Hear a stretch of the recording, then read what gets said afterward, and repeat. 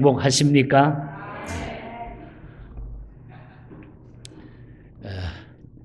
한 주 전에 지난주입니다. 한국에서 아주 재미있는 메일 한 통을 한국에서 온 것을 받았어요. 그 안에 열어봤더니 천국이 가까웠다. 재림 예수를 믿으라. 나는 재림 예수다. 이렇게 해가지고 교회에 보낸 거예요. 내가 이제 속으로 뜯어보면서 이 정신 나갔구나 이렇게 생각을 했는데, 제가 다른 목사님들한테 한 두 분한테 혹시 이런 메일을 받았냐고 봤더니 받았다는 거예요. 정말 이 마지막 때에 이 얼굴이 있어요. 재림 예수. 이분 여러분 따라가면은 좋을 것 같죠? 생긴 것도 우리 세상 말로 기생 오라비 같이 생겼어요. 근데 너무나 제가 이 메일을 받고, 야, 세상이 이렇게 막 가는구나. 교회 안에다가 이런 메일을 보내고 있다고 하는 게. 적어도 우리가 교회에는 아무리 이단이라도 이런 식으로 해서 보내는 게 아닙니다. 그래서 이건 세상 마지막이다. 그래서 오늘날 이런 시대가 되었습니다. 그래서 한 주간 지난주 고민을 하다가 선교주일에 꼭 이 말씀을 한번 올려야 되겠다. 오늘날 교회들이 예수님의 본질을 너무나 모르고 있다. 그래서 우리가 예수님의 본질을, 사역의 본질을 우리가 바로 알고 순수한 우리의 신앙을 다시 한번 지키면 좋겠다. 이런 생각을 하면서 선교주일에 하나님의 말씀을 준비했습니다. 예수님의 사역의 본질에 대해서 성경에 나와 있는 대로 전하려고 합니다.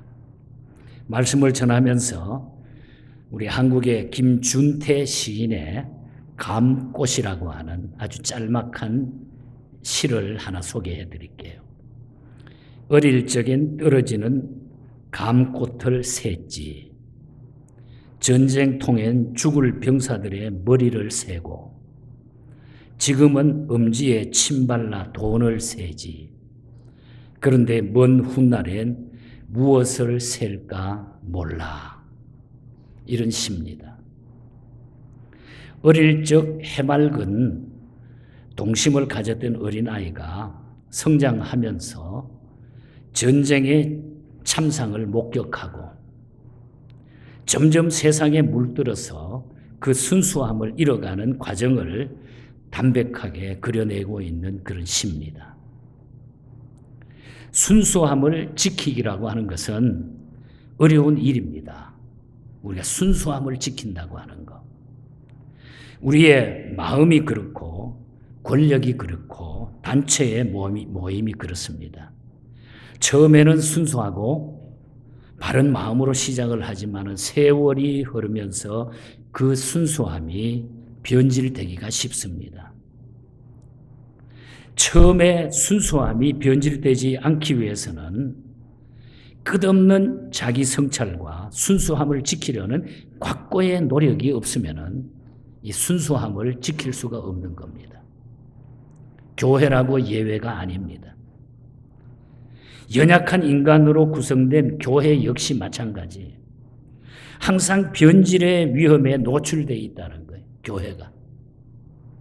오늘날 많은 교회들이 세속화되어서 자기도 모르는 사이에 교회로서의 본질과 사명을 상실한 채 변질되어 가고 있는 것 모습을 우리 눈으로 경험하고 있습니다.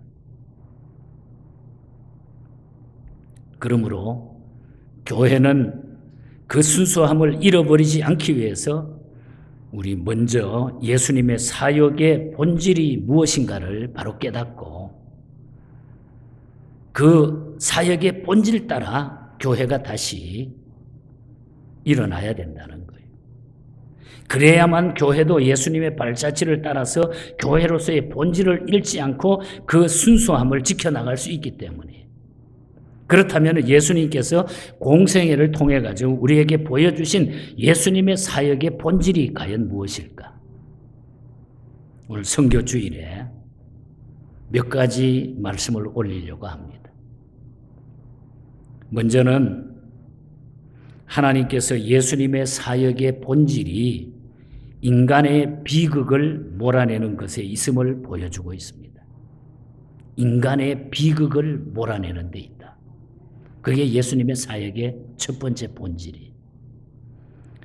고대인들은 열병을 악마적 영향에 의해 가지고 생기는 병으로 이해했습니다.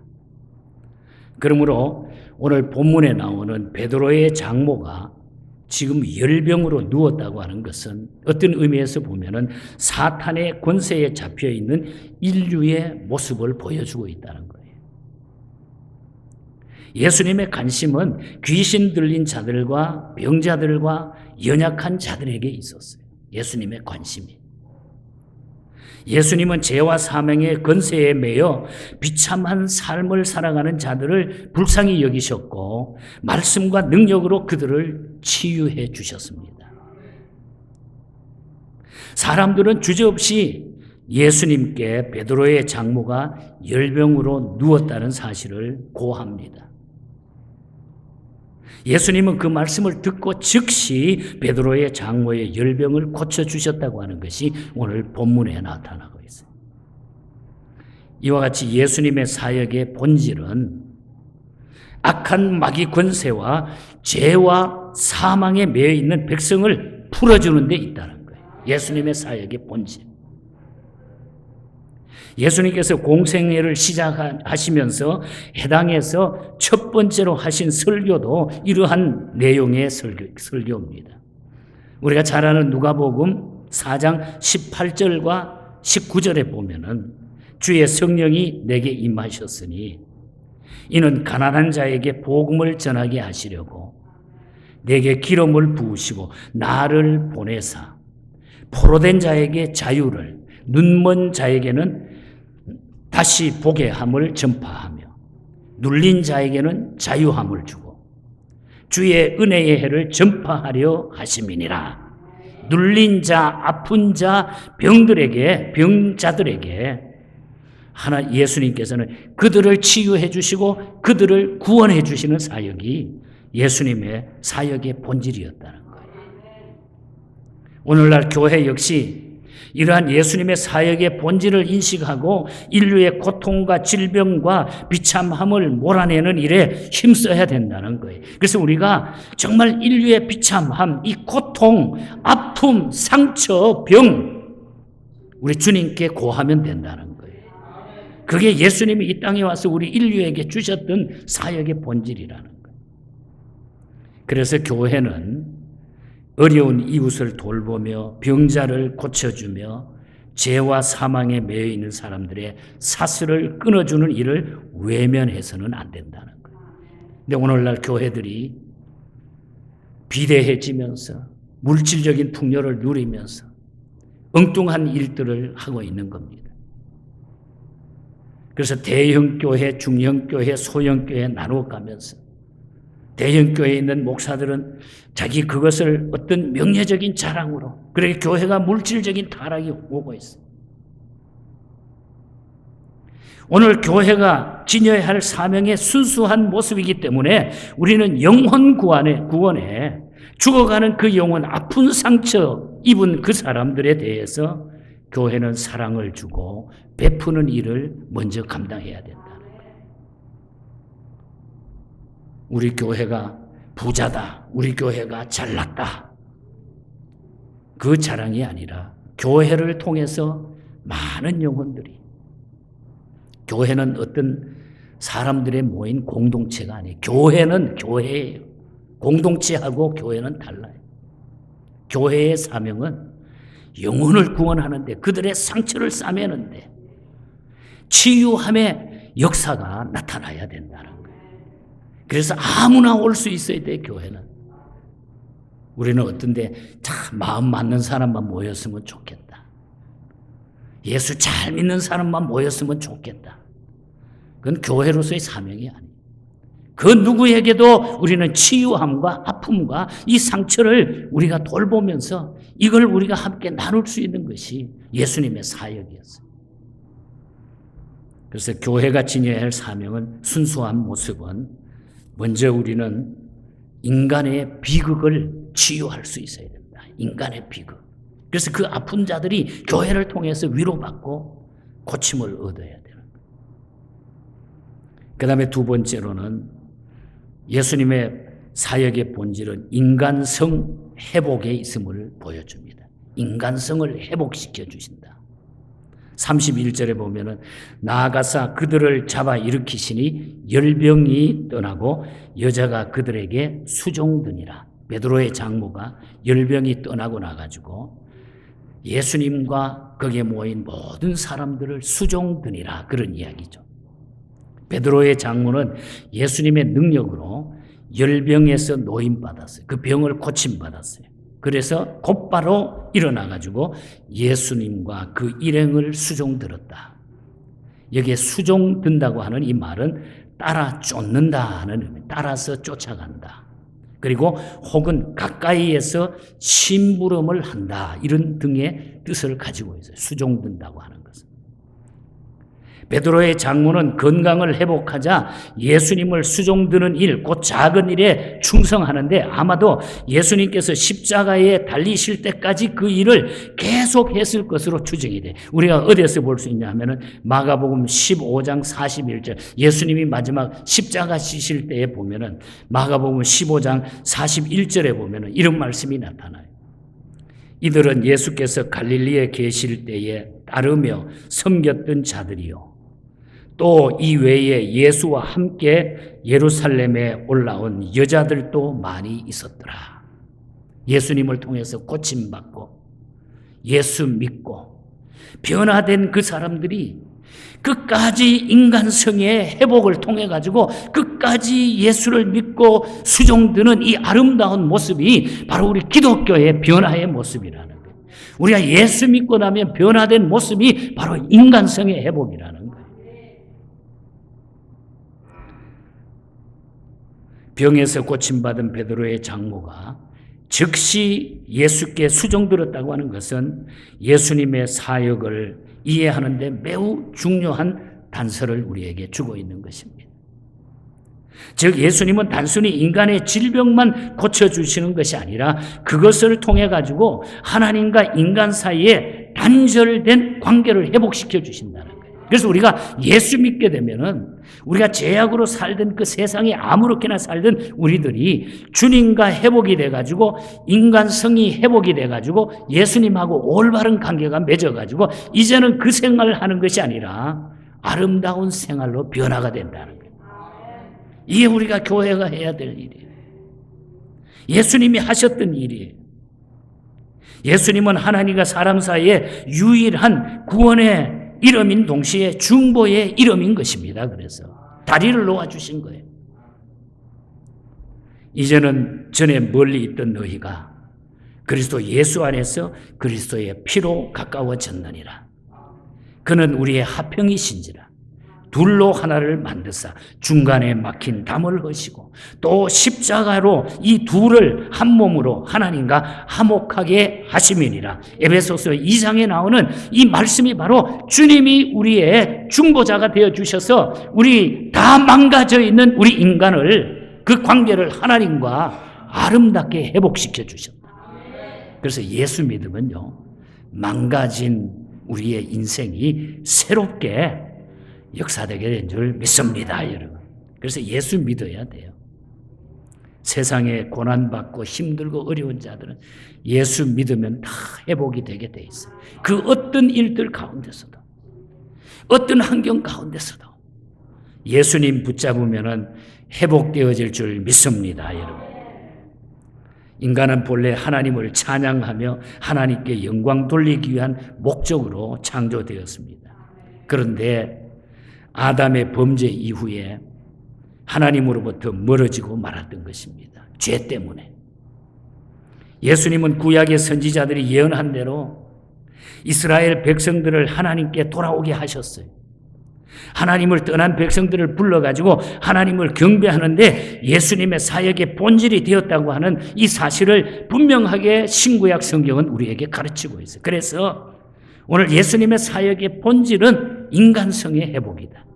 그래서 우리가 복음을 전해야 되고 선교해야 되고 교회가 해야 될 일이 바로 여기에 있다는 거예요. 교회를 통해서 새로운 인간들이, 새로운 마음들이 회복이 되기를 축복합니다, 여러분. 여러분들의 아팠던 상처, 낙심했던, 실패했던 여러분의 과거가 예수님을 통하여, 교회를 통하여 회복되기를 축복합니다, 여러분. 이것이 교회의 사명이에요. 중요한 사명이라는 것. 인간의 모든 병을 치료하실 뿐만 아니라 우리의 인간성을 회복시켜 주신다. 그리고 이제 가장 중요한 메시지는 또 세 번째 메시지입니다. 하나님께서는 예수님의 사역의 본질이 복음 전파에 있음을 보여줍니다. 복음 전파. 38절입니다. 이르시되 우리가 다른 가까운 마을로 가자. 거기서도 전도하리니 내가 이를 위하여 왔노라. 이를 위하여 왔노라. 이 말의 원어적인 의미는 어디에서부터 나왔다 하는 거예요. 뭐에서부터 나왔다 하는 그런 뜻이에요. 즉 예수님은 복음 전파라고 하는, 복음을 전파하려는 목적을 가지고 하나님 아버지의 집에서부터 오셨다 하는 그런 뜻이에요. 예수님이 왜 이 땅에 오셨느냐? 복음을 전하기 위하여 하나님으로부터 이 땅에 오셨다 이 말이에요. 구원은 믿는 자에게 하나님께 은혜로 값없이 주십니다. 그런데 믿음이라고 하는 것은 우리가 잘 아는 로마서 10장 17절에 보면 믿음은 들음에서 나는 것이고 그리스도의 말씀으로 인하여 온다 그랬어요. 그러므로 하나님의 말씀이 전파되지 않는 곳에서 구원의 역사가 나타나지 않습니다. 예수님은 인류를 구원하시기 위해서 친히 전도에 힘쓰셨어요. 선교하는 일을 힘쓰셨어요. 특히 오늘 본문 보면은 전도야말로, 복음 전도야말로 예수님께서 이 세상에 오신 목적이라고 분명히 밝혀준 거예요. 목적. 복음 전하기 위해서 이 세상에 오셨다는 거예요. 오늘 교회의 근본적인 본질은, 교회가 존재하는 이유는 아픈 사람들을 상처를 싸매주고 인간성을 회복하고 그리고 복음을 전하기 위해서 교회가 존재하고 있다는 거예요. 복음을 전하기. 구원의 복음을 전파하기 위하여 교회가 존재해야 된다는 거죠. 예수님의 사역의 본질은 복음 전도에 있었다고 말씀하고 있습니다. 그래서 우리는 선교하는 일은 아무리 강조해도 바로 복음의 핵심입니다.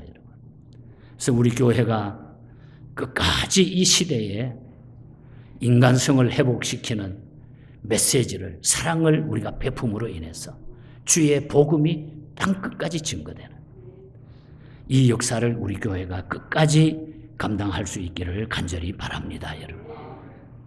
교회란 하나님께 택하심과 부르심을 받아서 예수 그리스도를 믿고 따르는 무리들의 모임이라고 정의합니다.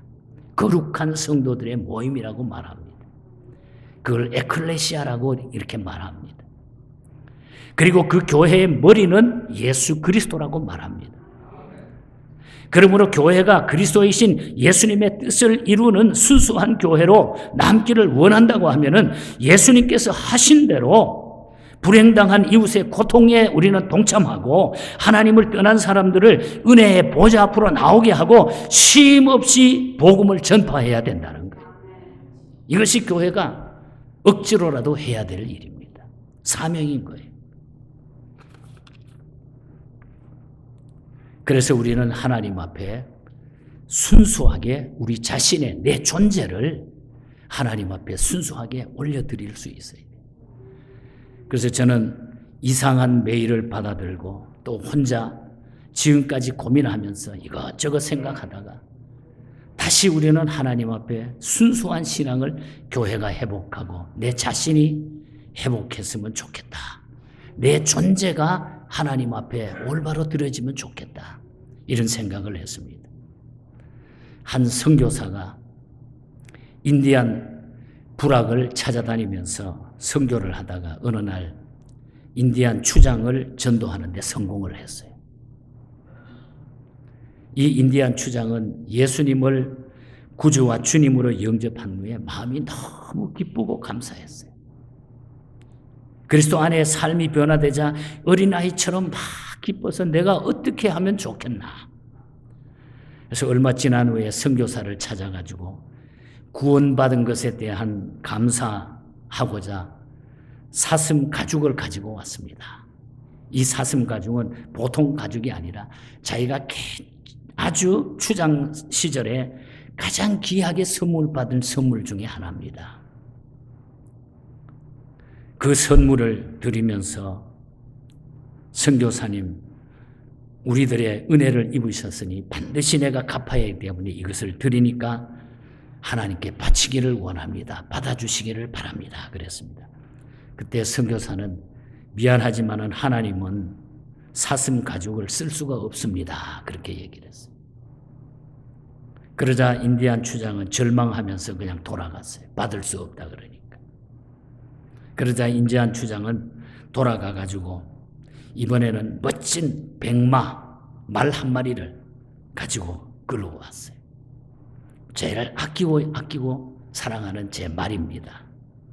선교사님, 이것은 나와 아주 중요한 사람들만 타고 다니는 귀한 말인데 이걸 하나님 앞에 바치겠습니다. 선교사는 죄송하지만은 우리 하나님께서는 이 말을 받을 수가 없습니다. 추장은 더 낙심해서 돌아갔습니다. 그 다음에는 뼈로 만든 머리에 장식품을 다 긁어가지고 왔어요. 이상히 여긴 선교사가 왜 이것을 드립니까? 이렇게 물어봤더니 이 장식은 추장의 상징으로서 나의 권위와 명예까지 다 주님께 바친다는 의미로 내가 추장 시절에 썼던 모든 것 다 가지고 장식을 가지고 왔습니다. 이거 다 하나님 위하여 바칩니다. 내가 그렇게 하는 이유는 그분이 나를 구원하시기 때문에 내가 그분께 드리기를 원합니다. 그러나 이번에도 이 선교사는 미안하지만 하나님께서는 이 장식을 쓸모가 없습니다. 하나님 앞에 아무 쓸모가 없습니다. 거절을 했어요. 그러다 추장은 낙심하면서 그러면 내가 무엇을 바칠 수 있습니까? 말해 주십시오. 내가 무엇을 바칠 수 있습니까? 지금까지 저의 소중한 모든 것은 다 바쳤고 이제는 제 몸밖에 남은 것이 없습니다. 이렇게 이야기했어요. 그러자 선교사는 밝은 표정을 지으면서 이렇게 말씀했다고 합니다. 하나님께서는 바로 당신의 존재를 원하십니다. 당신의 존재를 원하십니다. 그리고는 성경을 펼쳐가지고 인디안 추장에게 로마서 한 구절을 읽어주었습니다. 로마서 12장 1절 말씀입니다. 그러므로 형제들아 내가 하나님의 모든 자비하심으로 너를 권하노니 너희 몸을 하나님이 기뻐하시는 거룩한 산제사로 드리라. 이는 너희의 드릴 영적 예배니라. 예수님께 나의 존재를 드리는 것이 최고의 드림이고 최고의 기쁨이고 우리의 삶의 목적이 돼야 돼요. 내 존재가 하나님 앞에 드려져야 돼요. 예배 드릴 때마다 우리는 하나님 앞에 우리의 존재를 올려드릴 수 있기를 바랍니다. 오늘 마지막 39절에 보면은 이에 온 갈릴리에 다니며 저희 여러 해당에 전도하시고 또 귀신들을 내어 쫓으시더라. 예수님의 공생애의 사역을 크게 결론 지은다고 하면은 복음 전파와 병고침, 치유의 형태 두 가지. 복음 전파와 치유. 교회가 순수하게 잊지 않고 감당할 사역의 본질이 바로 여기에 있다는 것입니다.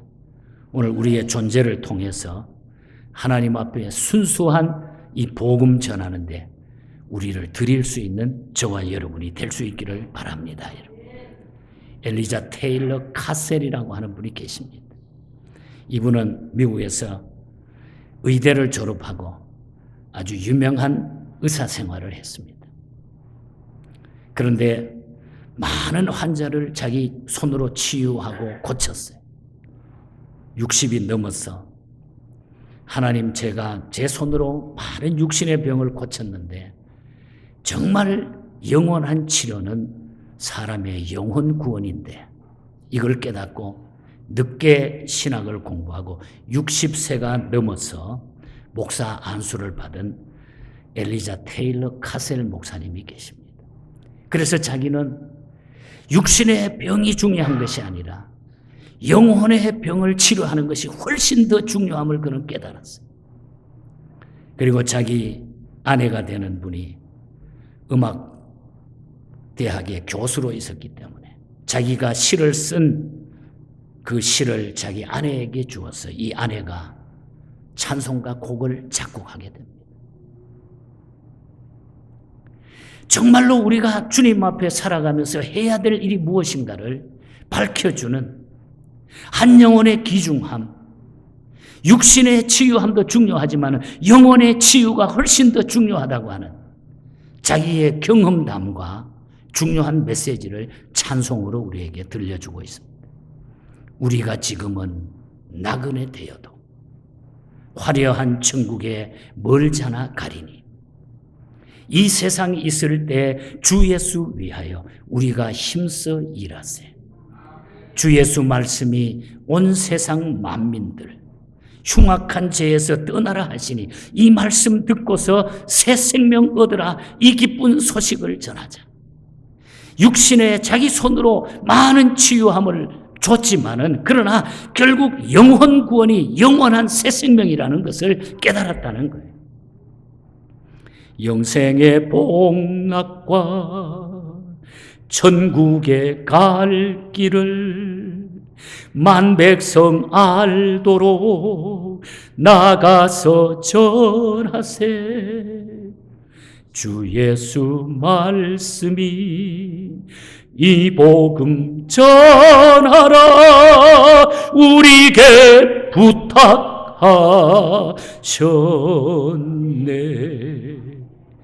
주 내게 부탁하시니 천사도 흠모하겠네. 화목해 하라시 구주의 말씀을 온 세상 널리 전하세. 여러분, 구원받은 우리들은 우리가 하나님 앞에 해야 될 일은 어려움과 아픈 상처를 싸매주는 일과 이 영혼에 만족한 구원을 주신 이 예수님을 전하는 일이에요. 이게 예수님의 사역의 본질입니다. 구원해 주신 주님의 본질이에요. 그래서 교회가 이 순수함을 잊어버리면 존재 가치가 없는 거예요. 우리 성도들 스스로가 똑같은 거예요. 여기에 우리의 삶의 목적이 들어가 있지 않으면 우리의 삶은 다 무의미하게 되는 거예요. 아무쪼록 선교지를 통해서 다시 한번 주님의 사역의 본질을 깊이 깨닫고 내 존재가 하나님 앞에 바로 드려지면서 복음 전하는 일에 내 생명 다하는 그날까지 최선을 다하는 여러분 모두가 되시고 우리 교회가 될 수 있기를 주님 이름으로 간절히 축복합니다. 하나님 아버지,